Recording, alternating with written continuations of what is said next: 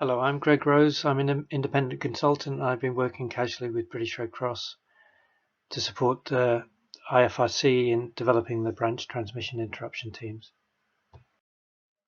The question is often raised as to whether or not we should be investing in cholera.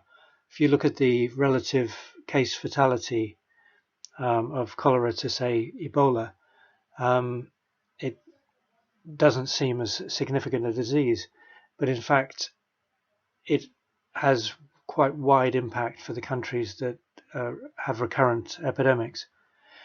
If you were to map the areas most affected by cholera, they align quite closely with those areas that are most impacted by poverty and marginalization. It doesn't happen by chance. It affects communities already burdened by conflict and poor wash infrastructure, made worse by inadequate health systems and existing malnutrition. The financial cost, it's $26 billion globally, the average impact from emergency response, medical services, lost productivity, and of course loss of life. If the global roadmap for cholera was implemented fully, it's estimated that in those 47 countries affected, they would derive $620 billion in economic benefits from the impact of combating cholera by 2030, or about 1.9 trillion by 2040.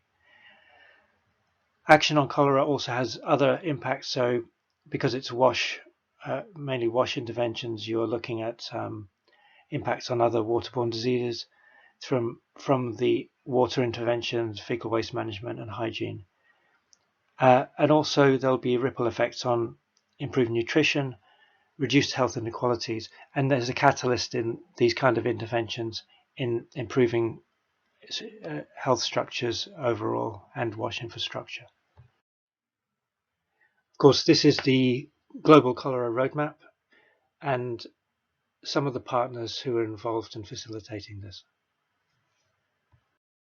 The way that the International Federation of Red Cross and Red Crescent Societies implements the cholera roadmap is in several ways. Firstly, increasing engagement with the GTFCC by joining the steering committee and having regular interaction with the various GTFCC technical working groups such as WASH and oral cholera vaccine. Then through a coordinated and complementary approach within 3 of the cholera roadmap axes. So the first one being focused on early detection and response to contain cholera. That's mainly what we'll be talking about today with the branch transmission interruption team.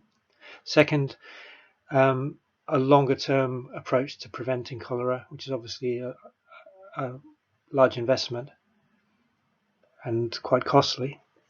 And third, an effective mechanism for coordination, support, resources, partnership, etc.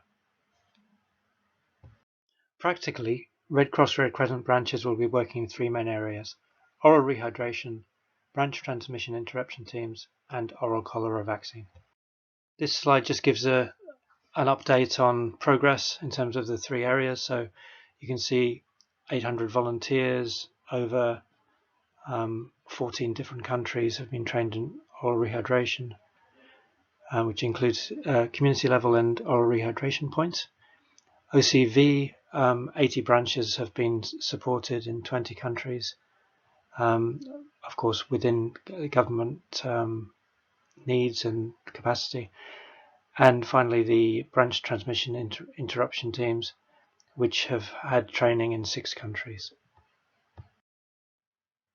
Outside of major epidemics, community ORT volunteers would identify, treat and refer cases of diarrhea based on their level of dehydration.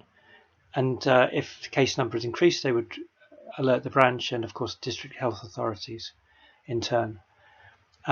If district health authorities identify significant increases in cases, they may deploy 1 or more oral rehydration points. Cases are registered by either the ORT volunteers or the ORP and passed on along with health facility data to government. And teams would be deployed according to where the identified outbreaks were. Oral cholera vaccination support by the Red Cross Red Crescent only occurs where government and WHO have approved its use, where it's a rational response. And their involvement is really around community mobilization and support to establishing vaccination centres where appropriate.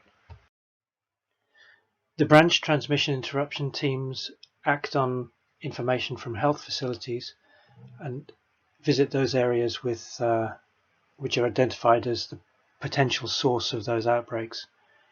So the assessment requires some investigation of those cases already identified within the health facilities. If disease spread becomes a major outbreak, ORP numbers are increased and the branch transmission team continues their work. And this diagram illustrates how the three arms of the axis fit together, with health facilities being a trigger for the oral rehydration points, and then OCV and the branch transmission interruption team. What's the rationale for the branch transmission interruption team? We know that the Red Cross Red Crescent movement, even some countries, have insufficient funds to improve wash infrastructure and the economic situation of all those people at risk of cholera. So there will always be a reason to have response. But in resource poor environments, making that response as cost effective as possible is important. So that means focusing on those areas that are greatest risk first, down to those of lower risk. There's no point lecturing people on things they can't control. No point creating fixes for small things when there are larger problems that prevent risk reduction. As a good example, hand washing is important. However, just lecturing people on washing their hands when they have insufficient resources to do so anyway, but also when their water is already contaminated, is largely pointless. So focusing on shared sources of risk, the common sources of risk, like a point source, is most efficient. That's the model we've taken. We've called this the branch transmission interruption team. Suggestions are welcome if you can think of something catchier that still says what it is that the branch does. And lastly, it's really, really important that this model, it's not just training, it's a model of working, that it doesn't get dragged into conducting construction for wash infrastructure. During an epidemic is not the time to start building latrines. This is about how you respond very, very quickly at the source of contamination. It's not about large-scale investment in infrastructure. You should ask the question, if you had the resources to conduct large-scale wash infrastructure, why hadn't you done it before now? So this is about being rational with resources.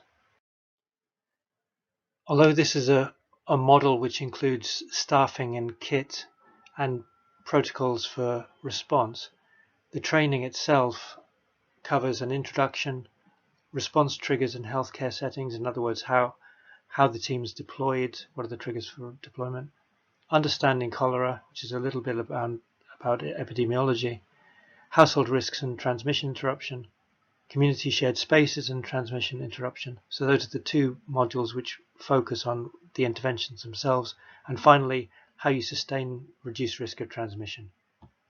The first module covers the whole function of the team and the training, and shows an overview of the process by which the team is deployed, how it assesses, and how it intervenes. The second module covers the healthcare settings and the assessment is done rapidly to determine where the team should be deployed. The third module is about understanding cholera transmission. What are the greatest risks for these communities?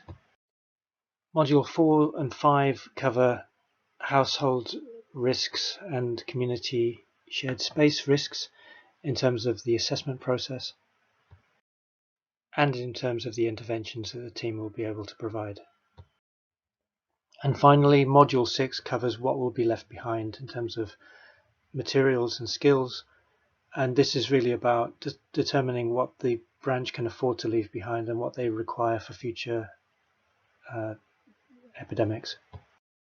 And here you can see some examples of the types of equipment that would be used, both passive and active chlorinators, hand washing equipment, and in some cases chlorine production.